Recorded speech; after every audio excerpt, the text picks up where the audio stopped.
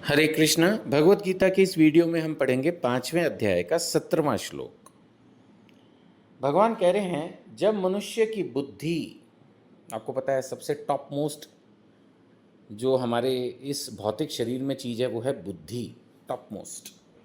जब मनुष्य की बुद्धि और मन और श्रद्धा तथा शरण सब कुछ भगवान में स्थिर हो जाते हैं, फिर वो हिलता नहीं इधर उधर, ना किसी देवी देवता के पीछे भागता है, ना कोई मंत्र तंत्र यंत्र है, कोई टोटका नहीं, कोई फालतू हरकत नहीं।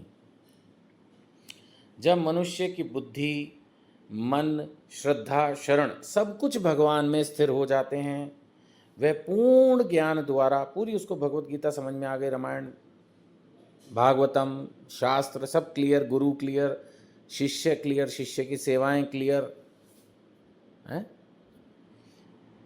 तभी वह पूर्ण ज्ञान द्वारा समस्त कल्मश, कल्मश इस कूड़ा जो हमारे मन में भरा हुआ है, भौतिकता जो हमारे मन में भरी हुई है, इंद्रिय तृप्ति की कामनाएं जो हमारे मन में भरी हुई हैं, तो पूर्ण ज्ञान द्वारा कल्मश से शुद्ध होता है और मुक्ति के पाथ पर अग्रसर होता है।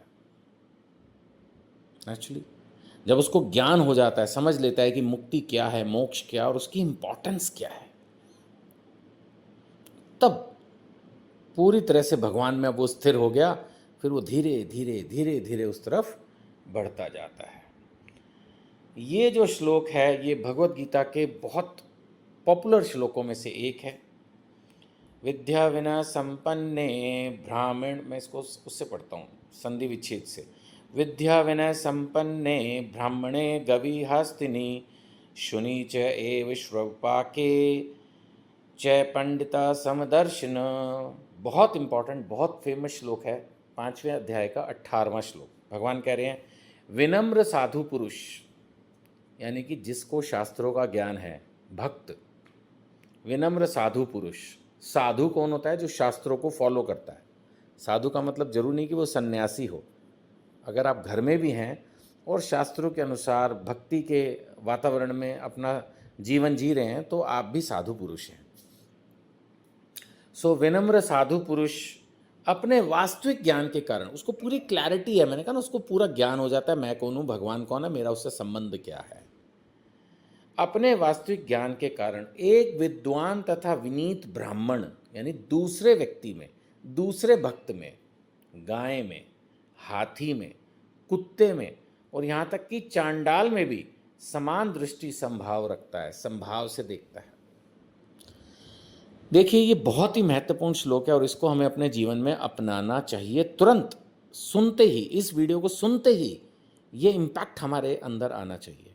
हमें ये समझना है कि भगवान ने ये धरती बनाई और भगवान की अंश है आत्मा जो शरीर धारण किए हुए है, और भगवान एक, और भगवान की जो बनाई हुई आत्मा, उनका जो अंश टुकड़ा, वो भी एक सा।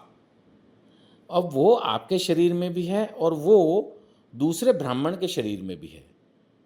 भगवान ने कहा गाय कुत्ता सब में है, कहने का मतलब है, पूरी लिस्ट तो नहीं देंगे ना 84 लाख योनियों की, कहने का मतलब ये है कि हर जीव में वही सेम आत्मा है, भगवान का अंश। तो हमारे अंदर ये परिवर्तन आना चाहिए इस श्लोक को समझने के बाद कि हमें सबकी रिस्पेक्ट करनी है। कहा भी जाता है ना, पाप से नफरत करो, पापी से नहीं।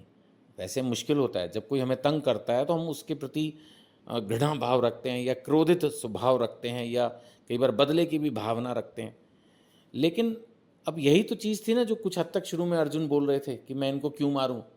वो भी तो आत्मा के लेवल पर समझने का प्रयास कर रहा था, लेकिन अर्जुन की स्थिति अलग है। यहाँ पर उसकी सेवा है। भगवान कह रहे हैं कि धर्म की स्थापना के लिए तुझे इनको मारना ही पड़ेगा, और 11वें अध्याय में ये भी कहते हैं कि तू निमित्त मात्र है, मैंने इनको पहले ही मार रखा है भाई, तेरे को मैं क्रेडिट दे रहा हूँ बस।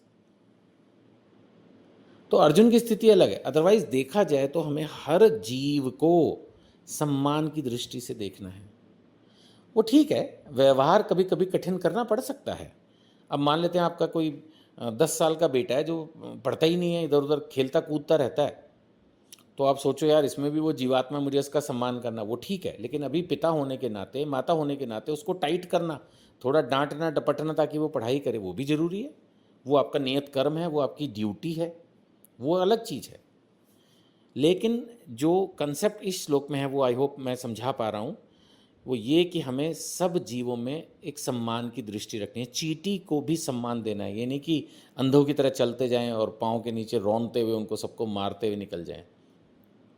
ऐसा नहीं करना है, संभल के चलना चाहिए।